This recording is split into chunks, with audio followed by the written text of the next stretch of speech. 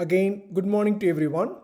Special thanks to Jawad, with which we are associated now, crossing more than a year.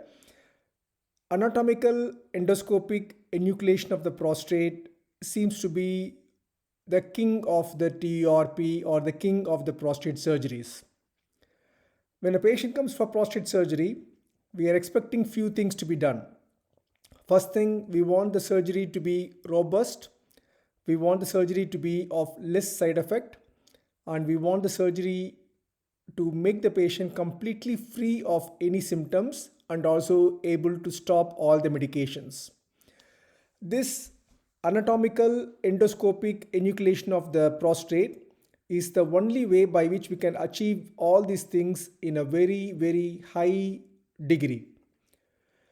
There are some challenges. For example, the learning curve is quite steep, and we should have a good team to support.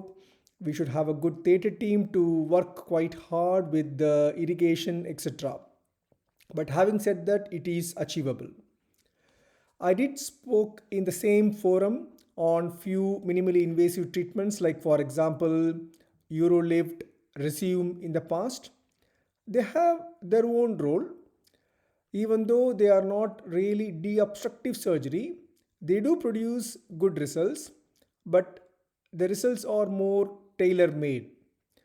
Once we know this procedure, it will be very handy for patients who are not much bothered about ejaculation and those who have prostates very large, like more than 100 cc. People have done anatomical endoscopic enucleation of the prostate even to 300, 500, 700 cc prostate, and sky is the limit. I'm pretty sure if the patient comes with 1000 cc prostate, it should be doable. It just wants you to be a bit careful and nicely trained with all the safety features. While selecting this topic, endoscopic enucleation of the prostate is something we all quite aware of. But what's more important is doing it in a very anatomical manner. A lot of advances happened in this endoscopic enucleation of the prostate after its origin in 1990s. Lot of research happened how the continence mechanism works, how the ejaculation works, and this helps us to form a new terminology of anatomic enucleation. By doing the enucleation in a very anatomic factor, we are treating only the prostate, trying to preserve the ejaculatory apparatus as much as possible, and of course the continence also is much better preserved. This can be done by various energy sources, which we'll be looking into later. And if you are doing the same procedure with the help of holmium laser, we can call it as holmium endoscopic enucleation of the prostate. So the name will become HOLEP, which we all know. We all know about BPH. I myself spoke about BPH both over the Zoom and also in person in Karachi, in Islamabad, on various forums on the prostate, what is the epidemiology, what is the clinical sequences, medical management, treatment of acute retention, etc. The financial burden due to BPH is always quite high, not only individually for the patient who is spending good amount of money on alpha blockers and 5-alpha reductase inhibitors, also for the government sector, which treats the patient in a government sector with medications. When we see the medical management does have a role in the initial setup. It's important for patients to try the alpha blockers in the initial stage. Many patients responded to medications, and medications are also now out of license, so it's available relatively cheaper compared to the starting days. And it's very important that most of you are well trained in TURP. TURP has its own learning curve. It's not an easy surgery compared to the minimally invasive treatments like Eurolift or Resume. Compared to TURP, I will feel holmium enucleation has almost the same learning curve. If somebody can do a beautiful TURP layer by layer, create a beautiful channel, I think that person is quite trained to learn the holmium enucleation of the prostate also. The problem with TURP is you're handling the prostate layer by layer. If there is one blood vessel, you will come across the blood vessel again and again when you are scooping the prostate. So you will be treating few areas repeatedly. While in holmium enucleation, we are maintaining the absolute correct plane. And if there is a bleeder, we are treating it just once at the level of the capsule, which is just the origin. It's just like catching a river in its origin rather than treating all the tributaries of the river. And it's a quick procedure relatively if the learning curve is passed. And holmium enucleation, as I said, enables you to treat larger prostates. TUR syndrome stops us from treating the prostate more than 80 or 100 cc. Even if you are using a bipolar TURP with normal saline, we can't resect more than 100 or 120 in a good hands, because even with bipolar, even with normal saline, you may get TUR syndrome because of just dilution of the blood. And minimally invasive treatments we have discussed a lot. I'm happy to discuss those things on a different day. What is the rationale for the anatomical endoscopic enucleation of the prostate? As I already alluded, one of the main rationale is to completely resect the adenoma, making the patient to pass urine at the maximum deobstructed bladder and minimizing the morbidity. The advantage is the complete removal, either 2 lobe or 3 lobe, etc. If there is a stone in the bladder, we can treat it concomitantly at the same time. Ml per ml, the risk of reoperation is quite low. Say for example, the time taken for a 120 cc TURP is higher compared to 120 cc HOLUP. And it's feasible for any size, as I said. It has low bleeding rates because we are treating the bleeders in its origin rather than in the tributaries. It is suitable for patients with anticoagulation. There are people who have done holmium enucleation in patients who are taking aspirin and even the drugs like, for example, clopidogrel. But the modern drugs like rivaroxaban and of course warfarin, those needs to be stopped appropriately.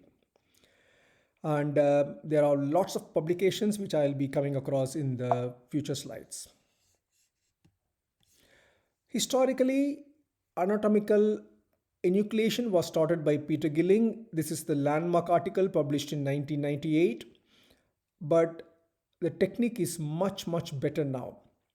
The early attempts of endoscopic enucleation can be easily done, but the problem is once the tissue is enucleated and sent to the bladder, how to remove them. TURP, we are removing it in small chips, so by using Ehrlich evacuator, you can flush them out. But a good chunky 30 cc, 40 cc gland in the bladder, it's not able to, you can't hold it in a forceps and take it out, the urethra won't allow. So people have done various methods like even open cystotomy to remove the nodules. Even now, if you have a very humongous prostate, 500, 600 cc, if you are doing a good holmium enucleation, you may finish the procedure by a quick cystotomy to remove the adenoma, then spending another 30 minutes or 40 minutes for mosrelation. The time needed to mosrelate has improved a lot. A very good improvement in mosrelation technique has happened. For example, Richard Wolf, Piranha's mosrelator seems to be the most safest and also a good fastest mosrelator. And the days have gone where the mosrelation is not a very likable or very wishing procedure. As I said, enucleation is enucleation. You can do enucleation using various energy sources like holmium, thulium, even bipolar if you have a proper bipolar loop, etc. But the issues are, we feel holmium is much better because you are able to enucleate in a very clean plane, because as we enucleate, holmium creates a fantastic hemostasis. I'm trying to show a video which demonstrates how holmium can create a nice plane by hemostatic as we do the enucleation itself. While thulium fiber laser, the latest one, can cause very good outcomes with enucleation. but the charring effect is there, and once there is a charring effect in the prostatic fossa, that can result in very poor appearance, and also patient post-op have lot of dysuria and stress incontinence. Those who have done open prostatectomy, transitioning into endoscopic is a very easy way, because instead of using the finger, you are using the cystoscope with the laser to do the enucleation. First, let us understand the anatomical endoscopic enucleation of the prostate. The precise definition is it is a surgical technique that involves complete separation of the prostatic adenoma from the capsule with direct endoscopic visualization and replicating the anatomic planes. While in case of open prostatectomy, sometime you may not be able to see what is happening. You need to just palpate and fish the adenoma outside. It's an anatomical approach. Complete removal of adenoma and preservation of surgical capsule are the key items. And other endoscopic techniques, like for example TURP, we know that a lot of times we may not reach to the level of capsule, and it's very difficult to stop exactly at the level of the capsule, because if you breach the capsule, it will bleed and it will affect you from completing the TURP on the other lobes. Very detailed anatomical knowledge is quite important. Identify the key areas like surgical capsule, verumontanum, bladder neck, etc., and understand the surgical planes, which I will demonstrate by using a video. Advantage: complete removal, reduced risk of regrowth. The chances of regrowth is so low because we remove the adenoma so completely, leaving only the prostatic peripheral zone and capsule outside. It's quite applicable to the large prostate glands, and reoperation rate is low, and specimen, once it is removed, if you're doing a cystotomy, you can take that specimen into the lab. A lot of institutes who are in a relatively in a developing stage, they may have a good laser machine, and getting a handpiece for the laser is not very costly one. So they can start anatomical endoscopic enucleation just by enucleating and using an open cystotomy, while once the funding is available, we can go for a MOST later. Indications, as we know, is a symptomatic BPH patients, any prostate, preferably more than 80 cc. If you are operating on anybody from 60 to 100 cc, that's a good size to start. But if you are operating less than 50 cc, less than 60 cc, the gland will be very fibrous, and whole beam enucleation is little bit overkill for those less than 60 cc prostates. But once you are operating in the area of 100 to 150 cc or 100 to 200 cc, you will get very nice adenoma. The outcome is very excellent. Once it crosses 200 cc, of course, you need to be a bit more careful. Maybe I will say do at least 20-30 patients before taking up larger prostates in the region of 200. It's good for patients with acute retention. It's a best deobstructive procedure, especially in patients with high pressure chronic retention. This is the procedure to go for. And recurrent hematuria, if you have to remove the adenoma completely, again, this is the best choice. Contraindications, as I said, we need to be careful with the bleeding diatheses and patients who are taking anticoagulants. If there is a significant stricture, it's better to treat the stricture first, because number one, it's quite difficult to pass the endoscope. Number two, stricture may be one of the reasons for the symptoms. By treating the stricture, patient may get a good urine flow. So we don't want to treat two etiologies at the same time, because we don't know which is the main culprit. If it's an active urinary infection, we need to make sure that patients are getting freed with appropriate antibiotics. But if the patient is on a catheter, and if the urine specimen from the catheter shows, say, mixed growth, those things are okay, because you can't treat mixed growth because it is more of commensals, and patient will improve only if you are freeing the catheter. And patients who are not fit for prolonged surgeries, like due to cardiac or respiratory reasons, it is very preferable to do this procedure under general anesthesia, at least in the initial days. But once you are very competent, maybe spinal anesthesia or epidural is an equally good option. Let's get into the surgical techniques. A good physical examination and history is important. IPSS, measurement of uroflowmetry, like a Qmax curves and residual warning, you all will be doing it now. It's nice to have a good assessment of the prostate size, preferably by transrectal ultrasound, so that we are very sure that what type of prostate we are taking.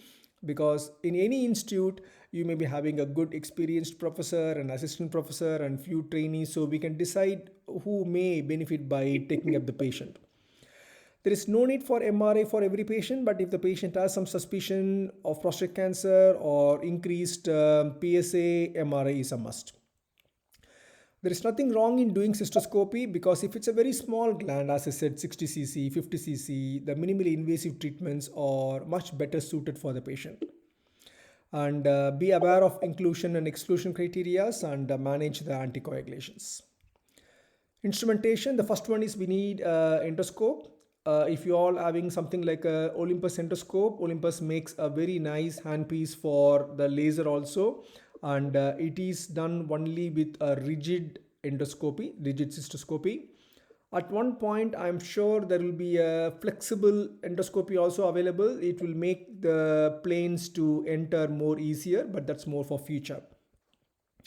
As I alluded already, energy source commonest is holmium, safest is holmium because of the excellent coagulation, but other things like thulium and bipolar are equally good.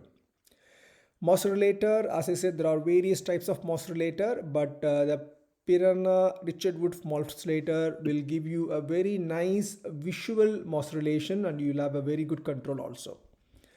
And it's always nice to have a bipolar resectoscope standby because we don't know at any time if there is a need, you can have a fallback plan.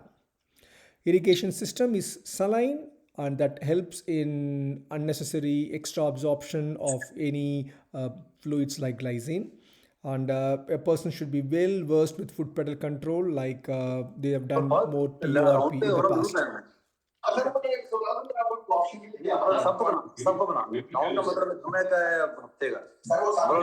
You can mute your side. Oh, thank you. Thank you.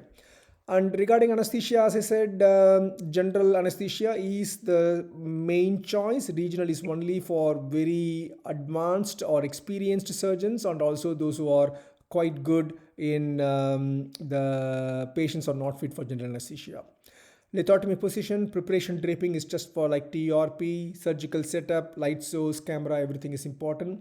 Maybe next time when I'm visiting, we should be able to arrange a small workshop so that we can do some live patients demonstrating the holmium enucleation. The surgical steps depends upon whether it's a bipolar gland or it's a trilobar gland, including the median lobe. It's nice to start at 6 o'clock where we can have a very nice plane elevating the bilobar gland. And also at one point we need to do a 12 o'clock cut to make sure that we are opening up the gland at 12 o'clock also. And we will create a mucosal flap to get into the prostate gland, and I will show you a video in the next slide. Identification of the verumontanum and staying away from verumontanum is very important, and make sure that the apical gland is nicely carved out, and it's important to avoid going more distally into the external sphincter area. I will be demonstrating it by using a video. And if there is a median lobe in the early stage, it's nice to evacuate the median lobe separately. It will be like a good trainee start. But once you are advanced, you can do median lobe with one of the lobe, like left lobe or right lobe. And once you are well experienced, you can do the whole 3 lobes unblock enucleation. It's very important to avoid injury to the bladder neck. Once you see the circular fibers of the bladder neck, we need to make sure that the circular fibers are managed. As I said, enucleation of the one lobe by using the loop in case if the time is not convenient enough, and maintaining a good contact with the surgical capsule will give you a very nice enucleation. By using the cystoscope, you can maintain a gentle traction so that the capsular plane is nicely visualized. And enucleation of the second lobe after the first lobe, mirroring the technique, and a complete removal of the adenoma into the bladder is the completion of the enucleation phase. And then we are using the mostrulator to into the bladder. You can mostrulate the prostate lobes in the bladder or in the prostatic cavity itself. Both are equally acceptable. And mostrulation is now safer and also faster and very powerful also. The avoiding bladder injury is very predominant one. And all the mostrulation tissues will be sucked and evacuated into the container so that you can send it for the histology, and it will help in removing any small stones or clots also. Hemostasis is very important. Carefully we need to inspect the whole prostatic bed. We can use the laser itself for hemostasis, and it's better to have a good hemostasis before starting the mostrulation so that your vision will be good. And you can use bipolar maybe in the initial stages, but once you got nicely experienced, the laser itself is more than enough for hemostasis. And maintaining hemostasis is very important to get the best outcome.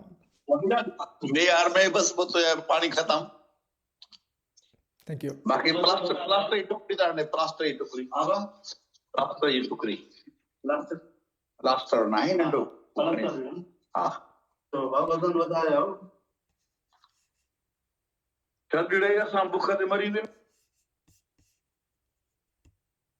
Okay. And then placement of catheter. Since we created a good channel, the catheter may sometime struggle to pass the prostatic cavity, and we may inadvertently open up the balloon in the cavity itself. So catheterization should be done very carefully, and the usual size is 22 or 24 French 3-way catheter. And we need to inflate the balloon maybe up to 30-40 ml of balloon so that the balloon won't slip into the prostate. If it slips into the prostate, it's not a bad thing, but it's nice to have the catheter balloon in the bladder so that the drainage will be better. I will show you a quick video. This video is by expert endoscopic enucleationist Tev from Cambridge. He had the first-hand experience of seeing this surgery in the early days with Peter Gilling. I did message and get the consent for using this video. And in this video, you can demonstrate, he demonstrates how beautifully we can remove the glands in just 8 to 10 minutes. It's a edited video, but it gives you a very good idea. So the patient, what we are discussing, we are using the Moses technology. That's why it is known as Mose LEP. And it's a 66-year-old gentleman with acute retention and had urethral catheter for 4 months, and MRI showed 175 cc prostate. And otherwise the MRI showed everything is benign. Once you see the cystoscope, the energy settings are 1.2 joules and frequency of 60 hertz. You can see it's a nice bilobar gland, and the bladder looks relatively okay with a median lobe. And the laser is just poking into your visual field. That's a sphincter which seems to be intact. The first aim is to create this channel. Okay, so he is starting the resection on the surgeon's right side. Most of us are right-handed, so it's easy for us to start with the right side. This is the best plane where you can see that once we use the laser energy, the plane is directly taking you to the capsule. You can see some stones there which we come across sometimes with TURP also after a good resection. And as we see, the first aim is to resect from 6 o'clock all the way up to approximately like 2 o'clock and mirror the same thing on the opposite side. This is the release of the apical part, especially the base of the prostate. You can see as we do, the plane automatically forms, and then the band in front of the verumontanum also released to make sure that we are doing an en bloc resection. I will say en bloc is a good technique, but reserve it maybe after 50 of the normal technique of doing it in individual lobes. When we are doing, if you follow the arrow, you can clearly see that there is a good amount of plane creating. And then Tev has got his own technique in the name of the T incision. And stand at the area of the veru and go exactly at 12 o'clock and create a vertical cut up to the capsule and extend the cut both left side and right side. It is creating a T. By creating the T, it creates a very good landmark at the 12 o'clock so that we know that the resection enucleation should not progress beyond that T incision area. It will really help in making sure that we are not injuring the sphincter. This is the T incision. Once a T incision is made, you can see there is always a band at the region of say 2 o'clock and on the left side at the region of 10 o'clock. It is known as a mucosal band which goes from the sphincter over the prostatic gland. It is important to release this band quite closer to the prostate so that we are preserving the mucosa in the sphincter.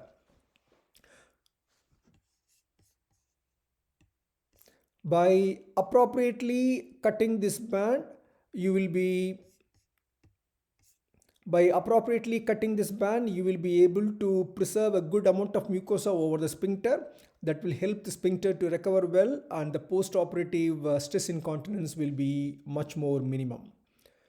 You can see that once the band is done, we can connect the 12 o'clock incision with our already done 6 o'clock incision. The sphincter is now intact with the mucosa on the top. Now he is just replicating the same incision on the opposite side, that is our left side.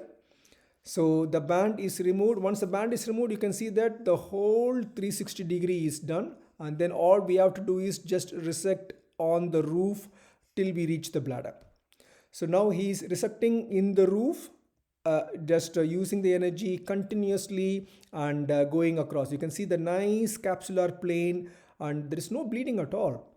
The absence of bleeding is because when you are enucleating, that energy itself is good to create hemostasis as we go. And once you start doing it continuously, that saves a lot of time so that you can resect more bigger glands. And slowly you can see that the dark area happens. The dark area is the sign of entering the bladder, and you can see the vertical fibers of the bladder neck. You can see the beautiful vertical fibers of the bladder neck, which is a very landmark idea to release the bladder in the superior plane. So make it as much into the 3 o'clock and up to the 9 o'clock so that the whole prostate is released from the top. You can see that the median lobe is already pushed into the bladder. So in unblock, almost we are not doing anything for the median lobe. Make sure you look into the bladder to see how far is the ureteric orifice. And now we are releasing the floor. So the top is covered completely, the back is covered completely, and now we are releasing the floor. You can see that the floor is released in the same plane, and you can see that the peeling of the prostate tissue from the capsule quite drastically. That's a correct plane. That's why it's known as anatomical enucleation of the prostate. And the reason why we are using anatomical enucleation is the energy source can differ based upon the country, based upon the availability, etc. But the principles will be the same. And you can see that if there is any bleeding with another switch, we can just do the hemostasis as we enucleate the gland. And the enucleation, as long as we are in the correct plane and already the posterior side near the verumontanum is completely released, you can see that the gland is easily pushed into the bladder in no time. This is a 175 cc prostate. Imagine doing the same prostate by TURP.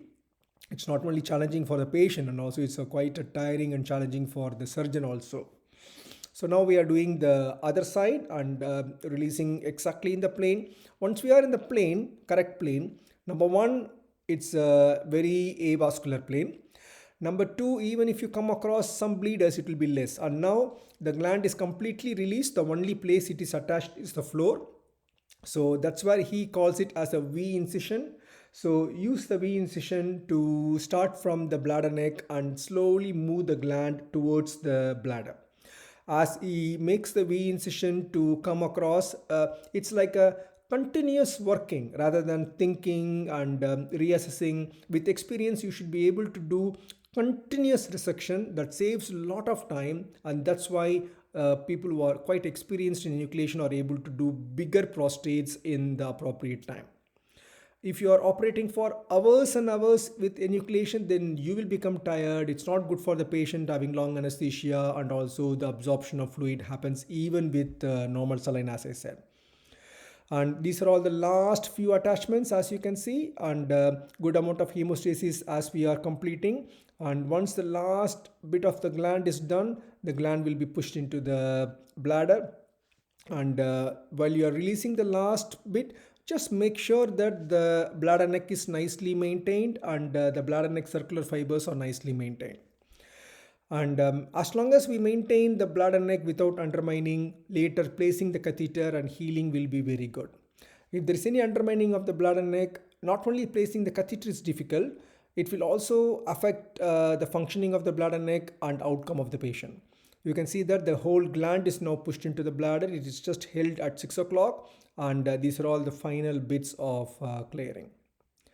In the inadvertent event where when you're doing the surgery, if there is undermining, especially at the level of the bladder neck, in the end, do a cystoscope, place a guide wire, and use the guide wire to keep the catheter appropriately. Now the gland is completely into the bladder. The prostatic cavity is good. You can see the beautiful sphincter preserved, and it's 131 cc resected. Enucleation time is just 30 minutes, and mass relation time is 15 minutes. Patient had to walk next day, and voiding well, discharged 1 day after surgery, catheter free. So procedure is very durable. Of course, there is a learning curve like any procedure. Even when I'm teaching Urolift or Resume, when I did the Resume workshop, when I visited hospitals in Islamabad, again, there is a learning curve for everything. But this is a very rewarding procedure if you're good in the understanding of the procedure. Post-operative management is quite straightforward and much easier than the TURP. Catheter management, making sure that the ward staff are quite understanding the importance of irrigation, pain management, antibiotics not necessary in general. If the patient is not on a catheter, a single dose gentamicin during the induction anesthesia is enough. If the patient is on a catheter, maybe you can add co-amoxiclav 1.2 grams, but there is no need for prolonged antibiotics unless if the patient known to have any infection pattern. Monitor for complications. Those who are doing on-call should know what is what. The early complications are very avoidable: bleeding, hematuria, infection, retention, failure of clot, failure of TWAC, removal of catheter, clot retention, but these are all just treated like our TURP. This is one of a beautiful article in European Journal of Urology published in 2011 explaining the external sphincter's anatomy. So the external sphincter is not just like a circular sphincter. The fibers extend along the side of the verumontanum. You can see this is the verumontanum. The fibers extend along the side. So you should be quite mindful of this, and when you're releasing the apex of the prostate, there are some variations anatomically possible. So just make sure that you are lying in the correct plane to enucleate the prostate correctly. So this is the prostatic apex and urethra, and you can see that the sphincter is reaching up to the veru. So you will be operating from there. You should be able to get in and get the adenoma correctly, preserving as much of the sphincter as possible. As long as this is done, that's the major side effect of stress urinary incontinence, which we can easily circumvent. There are various other publications also on anatomical components of urinary continence, and this publication clearly shows that in the anterior one, the sphincter extends much more into the prostate compared to the posterior one. So that's why anteriorly when you're dissecting, the T incision is very important to make sure we are not coming any distal to the sphincter area. Late complications, urethral stricture can happen just like TURP, but quite rare if you are clearly calibrating the urethra and making sure there is no tightness. Bladder neck contracture should not happen as long as you are not injuring the bladder neck and maintaining the circular fibers. Stress incontinence should be transient. Patient should be aware that he will be need of some continence pads for maybe a month or two. And it's nice to inform the patient about the Kegels exercise before the HOLEP so that the external sphincter is nicely exercised and kept strong. That will help in avoiding the stress incontinence. And erectile dysfunction is very rare. There are techniques available with enucleation where we can even preserve the ejaculation by preserving a cuff of tissue around the veru, but that will be of very high order. Maybe I will discuss it in one of the future sessions on advanced enucleation techniques. There will be excellent improvement in the IPSS score. So initial days maintain a very meticulous record of the preoperative IPSS, postoperative IPSS, Qmax, uroflowmetry, PVR, and maintain all the details. So it will be a very good publication, and it's a very good poster presentation for the Eurocon.